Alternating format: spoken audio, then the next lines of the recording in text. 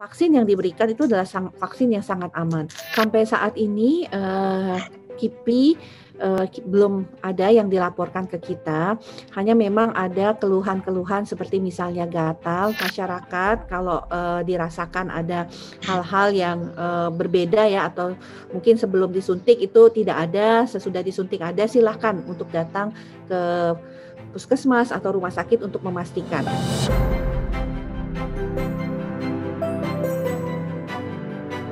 Assalamualaikum warahmatullahi wabarakatuh. Waalaikumsalam warahmatullahi wabarakatuh. Ya, selamat datang di channel YouTube Alinea ID, sebuah channel yang mengangkat dan mengupas informasi viral tapi penting untuk masyarakat. Teman Alinea, pemerintah telah memulai program vaksinasi COVID-19 secara bertahap selama 15 bulan ke depan. Vaksin juga telah didistribusikan ke daerah-daerah guna memperlancar proses vaksinasi yang dimulai pada 13 Januari. Sebelumnya, BP POM telah mengeluarkan persetujuan penggunaan darurat atau Emergency Use Authorization atau UEA. MUI juga sudah mengeluarkan fatwa bahwa CoronaVac ini halal dan suci.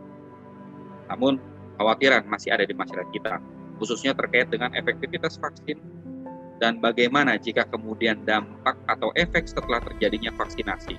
Apa yang akan dilakukan pemerintah dan seperti apa tanggung jawab dari pemerintah. Nama saya Sukri Rahmatullah, akan menemani Anda untuk mengupas sebuah diskusi dengan tema tanggung jawab pemerintah jika terjadi KIPI pasca vaksinasi. Nah, untuk diskusi itu tentu tidak menarik kalau saya sendirian. Makanya kali ini saya akan mengupasnya bersama juru bicara vaksinasi COVID-19 dari Kementerian Kesehatan, yaitu Dr. Siti Nadia Tarmizi M.Epid. Apa kabar Bu Dokter? Baik, Mas Syukri. Nampaknya aktivitas semakin meningkat Bu Dokter ya? Ya, dengan seiring dengan penyuntikan perdana, tetapi ini tentunya belum puncak-puncaknya ya, karena kita masih sasaran awal ini adalah petugas kesehatan tentunya. Baik, Bu Dokter, saya ingin mulai dari hal yang sangat sederhana dulu Bu Dokter ya, karena ini kan banyak sekali istilah-istilah yang beredar dan masyarakat juga mungkin banyak yang bingung. Mungkin Bu Dokter perlu menjelaskan KIPI ini sebenarnya apa, Bu Dokter? Iya. Jadi kalau kita bicarakan mengenai KIPI itu adalah sebenarnya singkatan yang kita sebut sebagai kejadian ikutan pasca imunisasi. Ya. Jadi dalam suatu proses imunisasi atau vaksinasi itu sebenarnya adalah suatu proses yang sangat aman karena sudah dipastikan zat biologik yang akan disuntikan kepada seseorang yang kondisinya dalam sehat. Jadi pasti orangnya sehat dan memenuhi kriteria-kriteria tertentu. Jadi proses vaksinasi atau imunisasi ini sangat-sangat aman. Tetapi di dalam proses vaksinasi ini kita tahu selain tentunya bagaimana respon tubuh kita terhadap zat yang masuk, nah ini yang seringkali menimbulkan yang kita sebut sebagai kejadian ikutan pasca imunisasi. Jadi ada reaksi dari tubuh yang muncul setelah seseorang mendapatkan vaksin. Seperti itu Mas Sukri. Jadinya ini bisa dalam bahasa orang awam yang tidak mengerti ilmu kedokteran, katakanlah ini efek daripada vaksinasi, begitu Bu Dokter ya? Ya, jadi efek yang timbul setelah mendapatkan vaksinasi. Baik, Bu Dokter, lalu kemudian apakah dalam setiap imunisasi atau vaksinasi pasti akan terdapat KIPI? Jadi KIPI ini sangat tergantung dengan bagaimana reaksi tubuh yang menerima vaksin ya. Tapi sebagian besar efek samping daripada vaksinasi ini adalah salah satu tentunya kriteria sebuah vaksin yang baik ya. Jadi vaksin yang baik selain memiliki efekasi ataupun memiliki khasiat ya untuk bisa melindungi kita dari penyakit, dia juga harus yang paling aman dan tidak menimbulkan efek samping. Jadi efek sampingnya itu sangat minimal dan ini sudah diketahui pada saat uji klinis tahap 3 ya. Sehingga vaksin yang diberikan itu adalah vaksin yang sangat aman. Nah, kalau misalnya vaksin ini tidak aman, itu biasanya dia tidak digunakan atau kadang-kadang vaksin ini bisa menimbulkan tadi efek samping kalau diberikan pada orang-orang dengan kondisi tertentu. Misalnya orang dengan gangguan imunitas atau orang dengan penyakit kekebalan tubuh, maka dia sama sekali tidak boleh diberikan vaksin. Kalau dia diberikan vaksin, maka efek sampingnya luar biasa yang akan timbul, bukan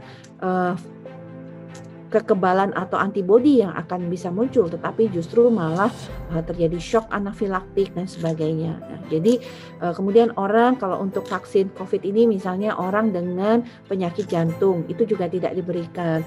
Kemudian orang dengan kondisi penyakit gagal ginjal ya orang dengan penyakit gagal ginjal tidak diberikan. Misalnya orang dengan penyakit kanker itu juga tidak diberikan. Jadi ada kriteria-kriteria di mana pemberian vaksin, misalnya vaksin COVID-19 ini tidak diberikan karena kalau diberikan maka efek sampingnya pasti berat. Seperti itu. Ya, artinya KIPI ini juga tergantung dari kepada siapa disuntikan gitu dok ya. Betul. Makanya kemudian sampel atau orang yang akan dipilih sebelum disuntikan vaksinasi itu pasti diperiksa dulu kesehatannya. Seperti kemarin saya lihat Pak Jokowi itu waktu mau disuntik vaksinasi itu ditanya dulu di tensi dulu tensi darahnya sedang naik atau normal, dan kalau sedang naik katanya tidak boleh. Jadi ada kriteria tertentu orang untuk tidak semuanya bisa menerima vaksinasi, tergantung kesehatan badannya juga gitu dok ya.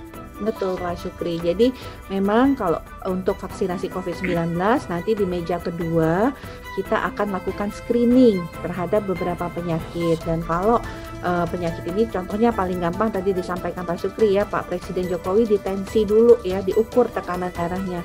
Kalau tekanan darahnya lebih dari 140/90 maka dipastikan tidak mendapatkan vaksinasi. Dok, ini kan juga sudah berjalan, vaksinasi ini sudah berjalan sejak dari hari Rabu sampai hari ini, berarti kira-kira sudah 5 hari dok ya. Kalau boleh tahu, secara data sudah berapa banyak masyarakat yang sudah mendapatkan vaksinasi dok?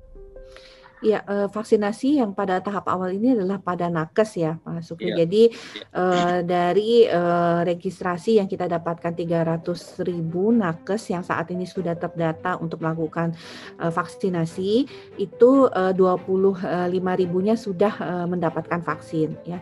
Jadi memang ini kita bertahap, kita punya waktu cukup banyak sampai dengan akhir Februari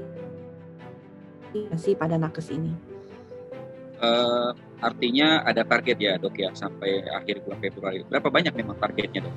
Untuk bulan Januari saja dulu dok, berapa targetnya? Kalau untuk sampai dengan akhir Januari ini hanya 500.000. 500.000. Untuk sampai Februari dok? Akan ada tambahan sebanyak 900.000 sasaran vaksinasi. Artinya akan ada sampai akhir Februari 1,1 juta orang. 1,4 juta orang yang akan mendapatkan vaksinasi sampai Februari. Iya, betul. Oke, dan sejauh ini selama sampai tanggal 18 ini dok, itu ada nggak laporan yang sudah divaksin tapi melaporkan ada KIPI? Gitu. Sampai saat ini KIPI belum ada yang dilaporkan ke kita, hanya memang ada keluhan-keluhan seperti misalnya gatal, tetapi ternyata itu bukan disebabkan oleh KIPI. Jadi sudah dilakukan verifikasi terkait itu, dan sampai saat ini dikatakan belum ada yang melaporkan terkait KIPI dari hasil penyuntikan kepada nakes ini. Jadi kalau kita tanyakan ya ada yang misalnya ngantuk seperti itu, tapi itu tentunya bukan karena KIPI seperti itu. Kemudian kalau misalnya ada yang mengatakan gatal tapi bukan di tempat penyuntikan, di tempat lain seperti itu. Jadi untuk penanganan KIPI sendiri memang ada alurnya dan ada mekanismenya ya untuk terkait KIPI ini. Jadi pada meja keempat setelah kita mendapatkan suntikan itu kan 30 menit ya Pak Syukri ya, di mana nanti 30 menit itu adalah rentang waktu kalau mau melihat reaksi daripada vaksin yang diberikan secara cepat, karena dalam 30 menit itu pasti akan muncul kalau betul-betul ada efek samping sebagai akibat dari vaksinasi. Baik, makanya dia setelah disuntik tidak boleh meninggalkan lokasi dulu dok ya, biasanya ya disuruh tunggu dulu ya selama 30 menit untuk melihat apakah ada efek serius atau tidak. Mungkin ya, kalau betul. Tadi yang yang gatal-gatal ya mungkin mungkin jangan-jangan dari sebelumnya sudah ada gitu, atau yang ngantuk-ngantuk jangan-jangan dia belum tidur tadi malam ya dok ya, menunggu vaksinasi ya. Oke, artinya untuk menyelidiki bahwa seseorang itu terkena KIPI atau tidak lagi-lagi tergantung daripada observasinya. Betul, iya ya, betul. Nanti akan dilihat oleh petugas kesehatan. Petugas kesehatan akan melakukan serangkaian pemeriksaan untuk memastikan apakah gejala ya yang timbul ini betul-betul karena vaksinnya atau memang sebelumnya itu memang sudah ada seperti itu. Lalu kemudian bagaimana dok? Seandainya nih ada nanti kan masih banyak yang akan mendapatkan vaksinasi, jadi tiba-tiba ada yang kemudian mendapati KIPI setelah divaksinasi. Step-stepnya langkah apa yang akan diambil untuk memitigasi masalah KIPI ini untuk langkah pertamanya? Iya, jadi pada saat setelah vaksinasi kan kita tunggu 30 menit ya Pak Sukri ya di fasilitas pelayanan tersebut, 30 menit untuk melihat apakah ada tanda-tanda efek samping atau tidak. Nah kalau memang pada saat 30 menit itu terdapat tanda-tanda efek samping, pasti kita akan lakukan pengobatan dan pemberian tentunya tata laksana sesuai dengan gejala klinis yang timbul. Nah kalau memang di dalam 30 menit juga tiba-tiba perlu perawatan lebih lanjut misalnya ke rumah sakit, itu akan dilakukan rujukan dari Fasiankes tersebut. Nah kalau setelah 30 menit muncul juga gejala-gejala tadi, bisa saja kan gejalanya ringan ya, bisa kemerahan atau kemudian terasa sakit pada saat penyuntikan, silahkan kembali lagi ke Fasiankes yang tadi tempat menyuntikan. Nanti akan dilakukan pemeriksaan dan tentunya kalau memang dibutuhkan obat akan diberikan obat. Kalau memang disuruh ini aman untuk pulang akan dipulangkan. Tapi kalau memang untuk dirawat lebih lanjut akan dirawat lebih lanjut ke rumah sakit. Jadi mekanisme ini tentunya para penerima sasaran vaksinasi kalau ada efek samping atau dirasakan yang terkait dengan penyuntikan, silahkan kembali ke Fasiankes awal. Jadi jangan ke mana-mana ya Pak Sukri, jadi kembali ke tempat di mana mendapatkan suntikan untuk vaksin tadi. Nah untuk KIPI sendiri ini pembiayaannya akan gratis, menjadi tanggung jawab pemerintah. Jadi KIPI akan ditanggung, baik kalau misalnya mereka mempunyai kartu BPJS akan ditanggung oleh BPJS, kalau tidak ditanggung oleh BPJS bisa dilakukan klaim seperti pengobatan pada COVID yang saat ini kita lakukan. Oke, artinya masyarakat tidak perlu khawatir seharusnya ya dok ya. Artinya SOP-nya sudah ada dan itu SOP-nya sangat jelas sekali. Tapi tadi berbicara tentang dokter sampaikan kalau kena KIPI kemudian harus kembali ke layanan Yankes di mana dia menerima vaksinasi ya dok ya. Apakah kemudian pertanyaannya adalah apakah kemudian setelah 30 menit seandainya saya habis vaksinasi dok, lalu kemudian di sana tunggu 30 menit tidak terjadi apa-apa, lalu kemudian saya pulang, katakanlah beberapa jam kemudian, ada nggak kemungkinan efek itu masih terjadi dok? Masih mungkin, karena efek samping itu bisa terjadi secara langsung ya dalam waktu 30 menit, dan itu sebagian besar biasanya terjadi dalam waktu langsung ya. Tetapi bisa juga agak delay ataupun munculnya gejala itu bisa beberapa jam atau bahkan 1 hari sesudah penyuntikan seperti itu. Tapi kalau sudah 1 minggu setelah penyuntikan tuh biasanya bukan KIPI. Itu beda lagi, penyakit baru jangan-jangan dok ya. Betul. Kemudian dihubungkan dengan KIPI. Artinya berapa lama jaraknya bahwa itu masih di dapur ini KIPI? Apakah 1 hari paling maksimal? Iya, maksimum adalah 1 kali 24 jam sebenarnya. 1 kali 24. Keluar dari itu berarti kalau masih ada gatal-gatal jangan-jangan Anda ada masalah dengan kulit Anda gitu ya dok ya? Iya, kalau lebih dari 1 hari kemungkinan besar bukan karena pengaruh akibat sebagai suntikan vaksinasi. Tetapi tetap masyarakat kalau dirasakan ada hal-hal yang berbeda ya, atau mungkin sebelum disuntik itu tidak ada, sesudah disuntik ada, silahkan untuk datang ke puskesmas atau rumah sakit untuk memastikan. Kalau selain datang dok, ini kan kita masih menjaga jarak ya, artinya takut masih ada khawatiran kalau ketemu orang kan. Ada nggak layanan online atau misalkan SMS atau WA gitu yang dia boleh bertanya misalkan untuk orang-orang yang baru saja menjalani vaksinasi?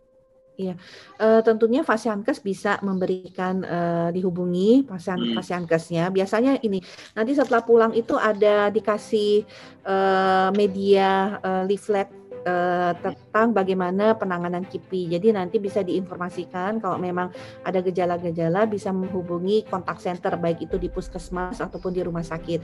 Tapi sebaiknya kalau memang ini memang permasalahannya ini adalah misalnya demam, itu ya lebih baik datang gitu. Tapi kalau gatal-gatal sedikit ya bisa lewat kontak center seperti itu. Baik, artinya masih ada jalan lain ya dok ya. Tidak, Betul. misalkan ada yang khawatir datang takut ketemu orang misalkan ya, masih bisa melalui tadi mungkin SMS ataupun telepon daripada yang tersebut.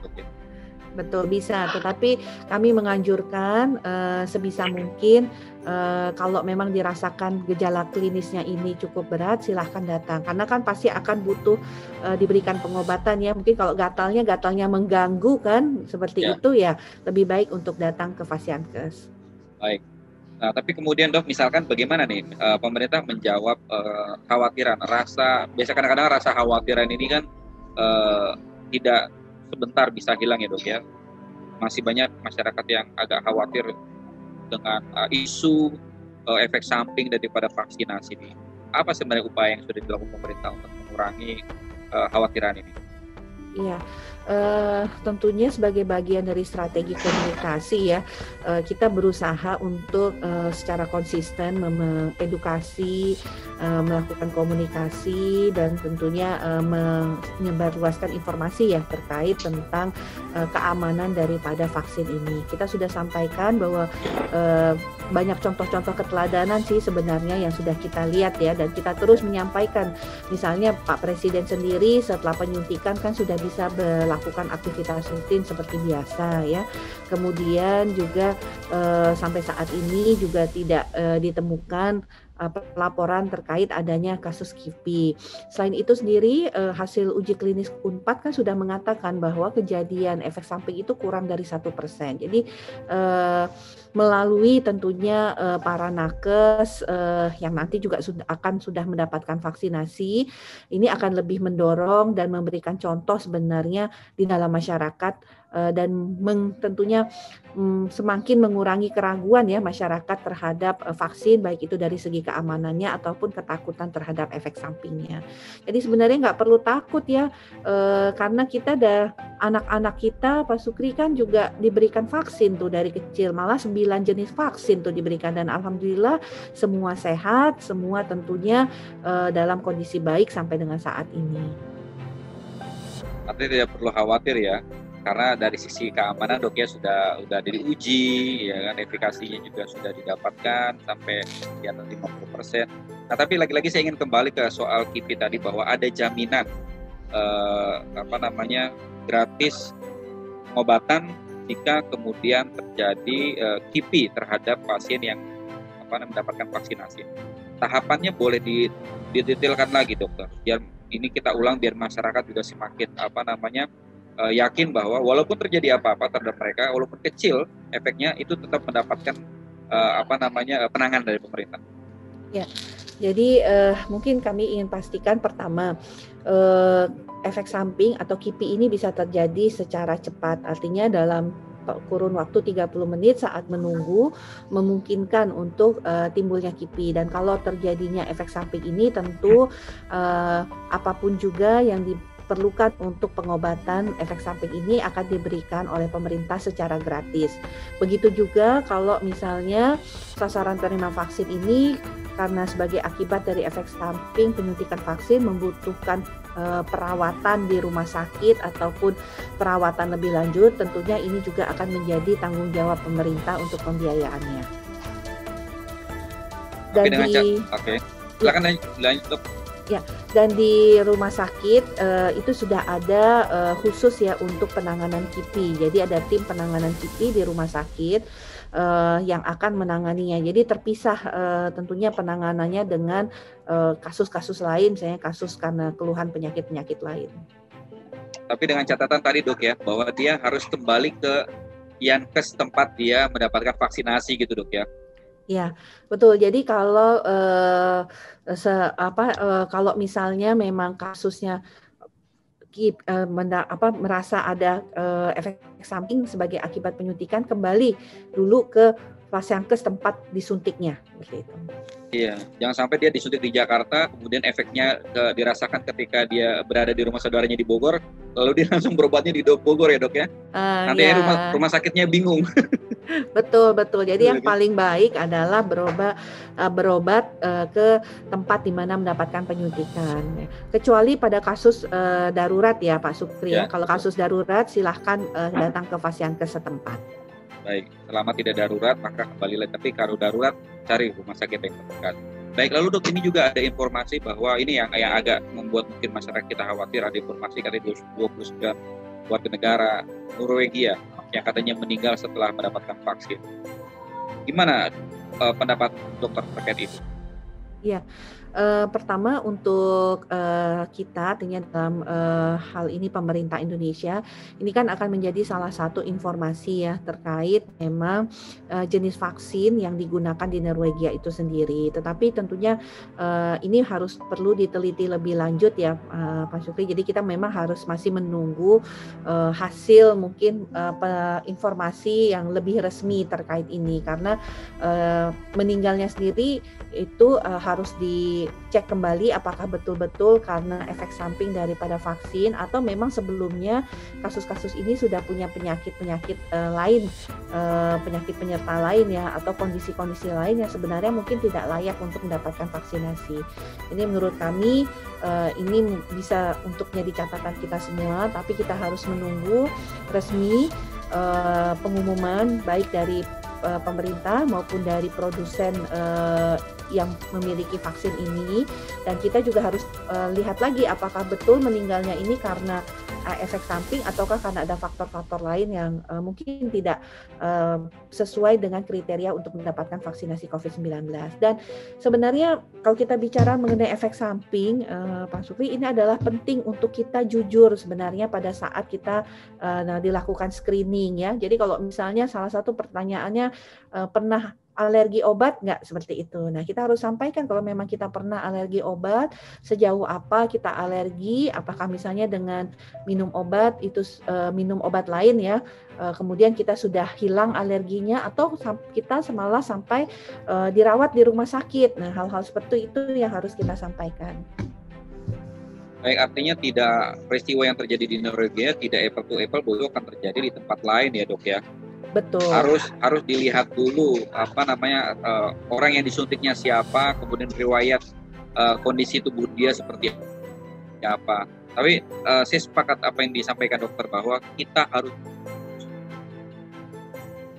sangat juga dok ya. Betul dia ada namanya alergi obat atau dia obat tadi kan dia akui, misalkan katakanlah mengakui itu. Nah, ini juga bisa efek samping dok ya. Jadi tahapan screening itu bukan tahapan formalitas, tapi tahapan yang sangat penting begitu ya dok ya. Betul. Jadi betul-betul kita akan menanyakan terkait beberapa kondisi-kondisi yang memang menjadi kriteria untuk seseorang bisa mendapatkan vaksinasi atau tidak. Sebenarnya ada kondisi tersebut sebenarnya misalnya tadi saya sampaikan pada saat screening darahnya tinggi ya, lebih dari 140 atau 90. Ini bukan berarti kemudian orang tersebut tidak mendapatkan vaksin. Dia akan mendapatkan vaksin nanti setelah darahnya sudah terkendali atau di bawah dari tadi angka 140 per 90 gitu. Jadi jangan kemudian kita tidak jujur mengatakan kondisi kita karena ini sebenarnya untuk diri kita sendiri. Ya, artinya jujur itu penting tuh. Kayak saya juga mendapatkan informasinya beberapa nakes itu yang tidak atau belum divaksin karena darahnya tinggi. Tapi bukan berarti itu kemudian dia tidak divaksin ya dok ya. Iya, betul. Ketika darahnya kembali normal, baru kemudian dia bisa divaksin ya dok ya. Betul.